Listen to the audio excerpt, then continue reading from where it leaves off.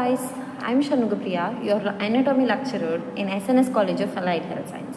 In the previous two sessions, we have already seen about the anatomy, that is in osteology, we have seen about anatomy of scapula. So basically, we have seen about the introduction of scapula, where it is located, its function and OT role. And also we have seen about the classification based on the feature, structure and OT relevance.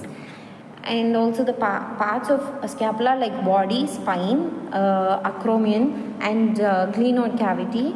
And also we have additional scapular features like coracoid process, borders, angles and its OT role. And also we have seen about the muscle attachments to the scapula. Rotator cuff like supraspinatus, infraspinatus, teres minor and subscapularis. Other muscles like deltoid and trapezius, biceps brachii and serratus anterior. Functions based on the functions and OT relevance also. Then we have seen about the rotator cuff muscles, which includes supraspinatus, infraspinatus or teres minor, subscapularis and their OT role. And also we have seen about the scapula ossification, type, primary center, secondary center and its OT role. And also we have seen about scapula in surgical procedures, its role, example and OT challenges. So in this class, and also we have seen, yes, of course, we have seen about the scapular fractures like types, procedure, example and OT role. In this class, we will be continuing with scapula in anesthesia and also about the patient safety. So for anesthesia, the scapula is a key landmark. It guides supraclavicular and interscalar scalar nerve blocks often used for shoulder or arm surgeries. For example, an ultrasound guided block near the acromion can numb the arm, making the patient comfortable.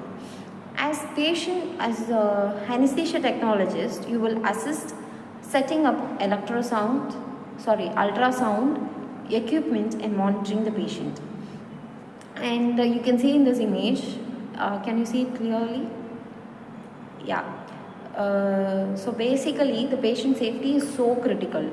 Proper positioning like lateral decubitus position with scapular support and prevents stress fractures or nerve compressions in pediatric cases.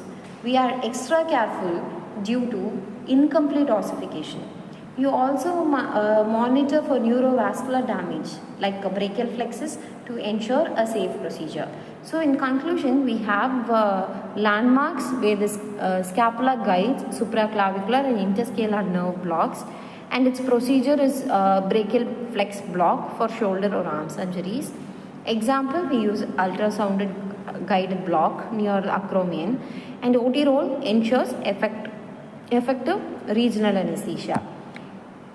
So this is in patient safety also we have seen about the positioning, monitoring and example. In positioning, it prevents scapular stress or nerve compression. In monitoring, it avoids damage to brachial flex or axillary artery.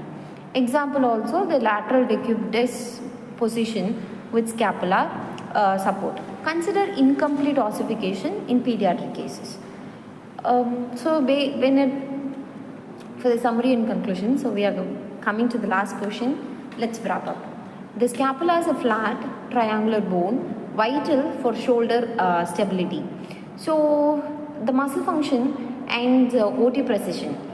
We covered its parts, muscle attachments and ossification, and also roles in surgery, anesthesia. Next, for the key takeaway, understanding the scapula as anatomy makes you better OT anesthesia technologist, ensuring safer, more effective procedures. Check out Manipal Manual Anatomy or Rosen-Wilson Anatomy and B.D. Chauria for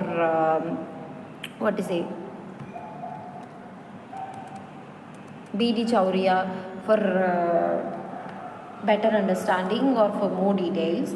And that's it for today. We have already deep dive into the scapula. If you found this helpful, Drop your questions in the comment also if you have any doubts, maybe about a specific scapula surgery or anesthesia technique, and I will answer them in the next video. Thank you, and let's see soon. In this session, we have already covered everything about anatomy of scapula. So we will see another topic in the next class. Thank you.